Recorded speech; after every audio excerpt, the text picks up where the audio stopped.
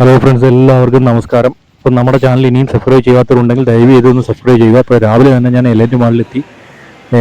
ചണ്ഡീഗഡിലെ elite മാളിലാണ് ഞാനിപ്പോൾ ഉള്ളത്. അപ്പോൾ ഇന്ന് പുഷ്പ 2 റിലീസാണ്, ഡിസംബർ 5. അപ്പോൾ നമ്മുടെ നാട്ടിലെ പോലെ വലിയ ആഘോഷങ്ങളോ കാര്യങ്ങളോ ഒന്നും ഇവിടെ ഇല്ല. എനിക്ക് വലിയ തിരക്കൊന്നും തോന്നിയില്ല ഇവിടെ. ഇപ്പോൾ വലിയ കട്ടൗട്ടൊക്കെ വെച്ചിട്ടുണ്ട്. ഇനി വരാൻ പോകുന്ന സിനിമകളുടെ കട്ടൗട്ടുകളാണിത്. സാധാരണ നമ്മുടെ നാട്ടിൽ കാണുന്നത് പോലെ റിവ്യൂ പറയുന്ന ആൾക്കാർ ഒരു തള്ളിക്കയറ്റമോ കാര്യങ്ങളോ ഒന്നും എനിക്കിവിടെ തോന്നിയില്ല. അപ്പം നമുക്ക് അകത്തേക്ക് പോകാം. സിനിമ കണ്ടിട്ട് പുഷ്പ 1 തകർക്കുമോ, പുഷ്പ 2 അതിൻ്റെ റെക്കോർഡുകൾ തകർക്കുമോ എന്ന് നമുക്ക് നോക്കിയിട്ട് പടം കണ്ടിട്ട് പറയാം. അപ്പോൾ നമ്മുടെ ചാനലൊക്കെ ദയവേദം സബ്സ്ക്രൈബ് ചെയ്യുക. നമ്മുടെ സബ്സ്ക്രൈബേഴ്സൊക്കെ വളരെ കുറവാണ്. നിങ്ങൾ ദയവേദം സബ്സ്ക്രൈബ് ചെയ്യണം. നമുക്ക് അകത്തേക്ക് തന്നെ കയറാം. അപ്പം ഏതാനും മിനിറ്റുകൾക്കകം തന്നെ പടം തുടങ്ങും.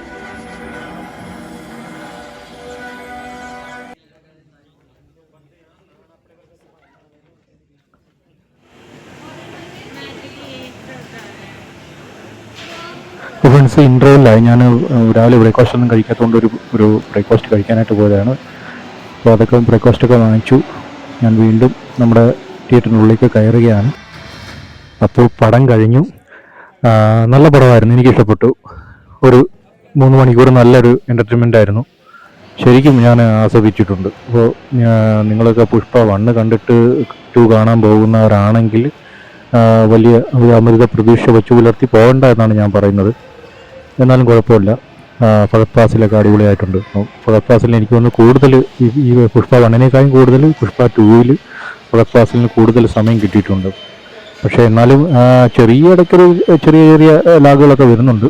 അപ്പോൾ നമുക്ക് ഇതിൽ ചില ആളുകൾക്ക് അമിതമായിട്ടുള്ള പ്രാധാന്യം കൊടുത്തു എന്നൊരു തോന്നൽ ഉണ്ടാക്കിയിട്ടുണ്ട് എനിക്ക്. പക്ഷേ എന്നാലും കുഴപ്പമില്ല, നല്ല പടമാണ്. നിങ്ങളെല്ലാവരും പോയി കാണണം എന്നാണ് ഞാൻ പറയുന്നത്. എല്ലാവരും നല്ലൊരു എൻ്റർടൈൻമെൻറ്റ് സിനിമയാണ്.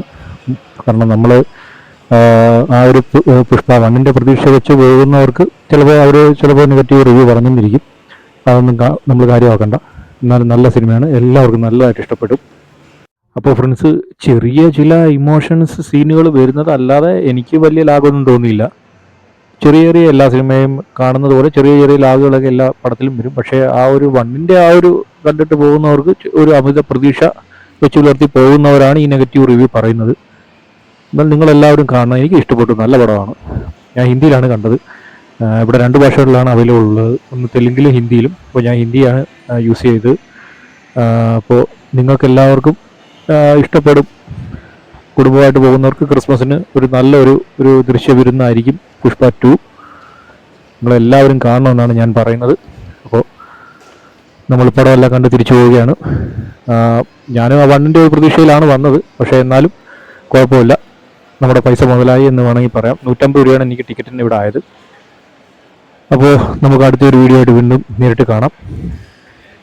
നന്ദി, നമസ്കാരം.